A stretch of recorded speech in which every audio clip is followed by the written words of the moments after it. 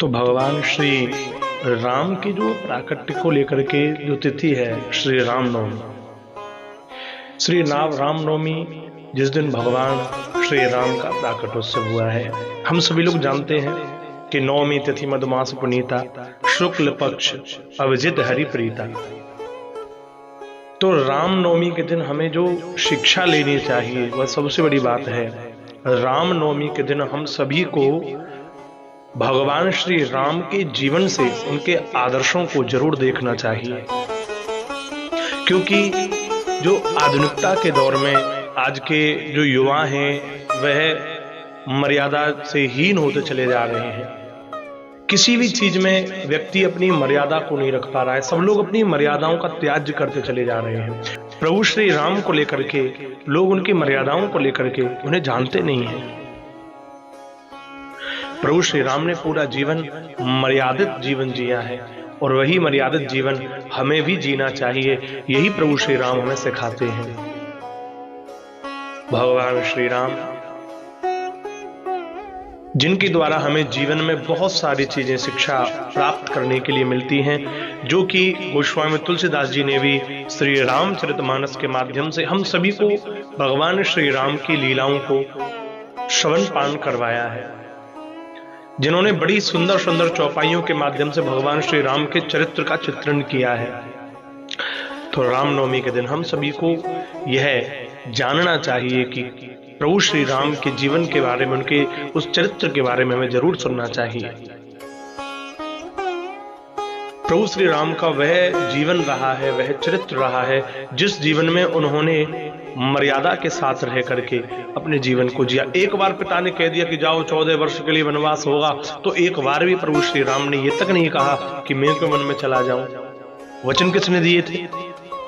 वचन दिए थे दशरथ ने कैकेयी को। वचनबद्ध कैकेयी से दशरथ थे, भगवान राम तो नहीं थे, प्रभु श्री राम तो नहीं थे। लेकिन फिर भी प्रभु श्री राम ने एक बार भी ये नहीं पूछा कि मैं वन में क्यों जाऊं, एक बार भी नहीं कहा। क्यों? क्योंकि भगवान श्री राम पितृ भक्ति राम से सीखो, सुत प्रेम नृपत दशरथ से, तो पितृ भक्ति राम से सीखो। देखिए जी, हमें रामायण पूरी की पूरी जीवन में कुछ ना कुछ सिखाती है। पूरी रामायण में हमारे लिए बहुत सारी शिक्षाप्रद बातें हैं जो हमें सदैव अपने जीवन में उतारनी चाहिए। भगवान श्री राम की वह रामचरितमानस हर धर्म हमें सिखाती है, हमें निज धर्म पर चलना सिखाती रोज रामायण।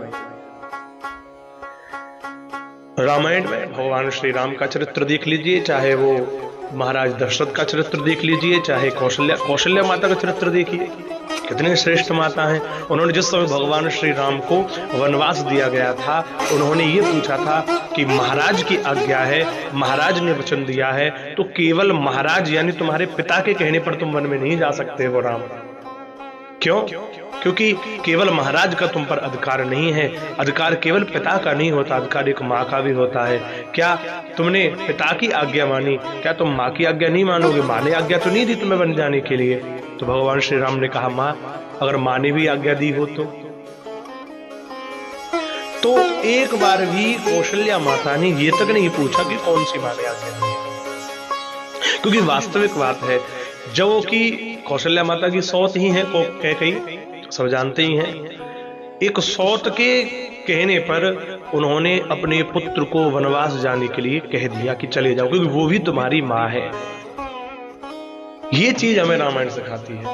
यहाँ पर हमें ये चीज सीखने के लिए मिलती है, कभी भी किसी से भी द्वेष भावना नहीं रखनी चाहिए। आजकल देवरानी जेठानी इत्यादियों में कितना लड़ाई झगड़े होते रहते हैं, कोई प्रेम नहीं है आपस में। क्यों? क्योंकि वो लोग रामायण नहीं पढ़ते, क्योंकि वो लोग रामचरितमानस नहीं पढ़ते, जहां पर कैकेयी और कौशल्या में भी कोई झगड़ा नहीं होता। कैकेयी और कौशल्या में कितना आपसी प्रेम है। कैकेयी के द्वारा वनवास मांगे जाने पर भी कौशल्या ने एक शब्द तक नहीं कहा कि मेरा पुत्र राम बन के चला जाएगा। यही सिखाती है रामचरितमानस, यही सिखाती है हमें रामायण, जिसके बारे में लोग जानते नहीं है। क्योंकि दो अक्षर कोई ज्यादा पड़ जाता है तो अपने मनमुखी अनुसार से उसके अर्थ को निकालने लग जाता है।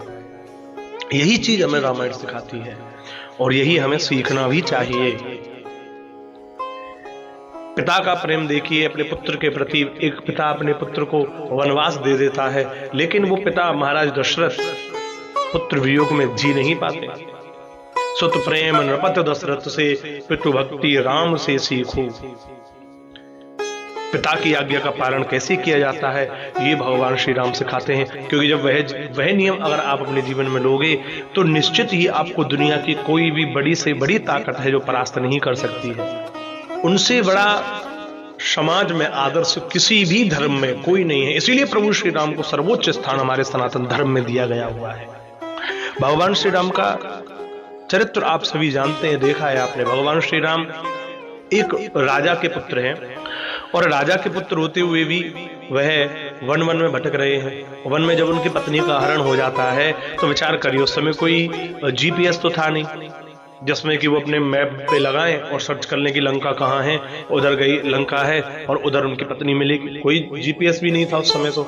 लेकिन फिर भी प्रभु श्री राम ने दृढ़ विश्वास नहीं खोया और माता जानकी की खोज में उन्होंने पूरा जोर लगा दिया, जो कि हजारों किलोमीटर दूरी पर जाकर के माता जानकी को रावण लेकर के गया था, हजारों किलोमीटर तक की दूरी पर। ऐसे में भी उन्होंने खोज करने की जो लालसा थी, ऐसे में भी उन्होंने अपनी पत्नी को ढूंढने की, माता जानकी को ढूंढने की जो लालसा थी वह नहीं छोड़ी, और वानर सेनाओं को लेकर के उन्होंने लंका पर चढ़ाई कर दी।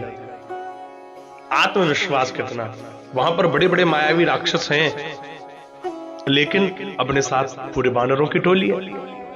लेकिन फिर भी प्रभु श्री राम ने अपने आत्मविश्वास को नहीं खोया है। तो आत्मविश्वास की शिक्षा भी हमें भगवान श्री राम प्रदान कराते हैं, और कैसे अपने सच्चे प्रेम को पाने के लिए। क्योंकि जानकी जी पर जो प्रभु श्री राम को पूर्ण विश्वास था, लोग कहते हैं कि जानकी जी पर भरोसा नहीं था, अग्नि परीक्षा ली गई। नहीं जी, अपनी पत्नी से भगवान राम से ज्यादा विश्वास कोई नहीं कर सकता। क्योंकि अगर उन्हें विश्वास नहीं होता तो वो इतना बड़ा युद्ध करने के लिए अयोध्या से, भारत से लंका नहीं जाते। भगवान श्री राम का चरित्र हमें यही सिखाता है। रामनवमी के दिन हमें प्रभु श्री राम के चरित्र से कोई भी एक आदर्श आप अपने जीवन में ले लीजिए। ये रामनवमी के दिन आप संकल्प लें, ताकि यही हमारे जीवन में रामनवमी सार्थकता प्रदान करेगी।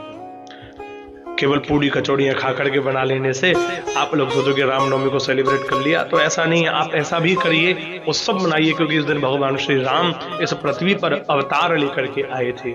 माता कौशल्या के यहाँ भये प्रगट कृपाला दीन दयाला, माता कौशल्या के यहाँ भगवान प्रकट हुए, उन्होंने अवतार भी लिया। तो इसलिए आप यहाँ पर खूब सेलिब्रेट करिए, खूब उत्सव मनाइए। लेकिन सबसे मुख्य बात जो है वो यही है कि हमें उनके जीवन से कोई भी एक आदर्श जो है वो जरूर धारण करना चाहिए। कोई एक आदर्श प्रभु श्री राम का आप अपने जीवन में उतारिए। और मैं तो ये कहूंगा, प्रातः काल उठ के रघुनाथा, रोज सुबह सुबह जगो, जितने भी युवा हैं माता पिता के चरणों में प्रणाम करिए।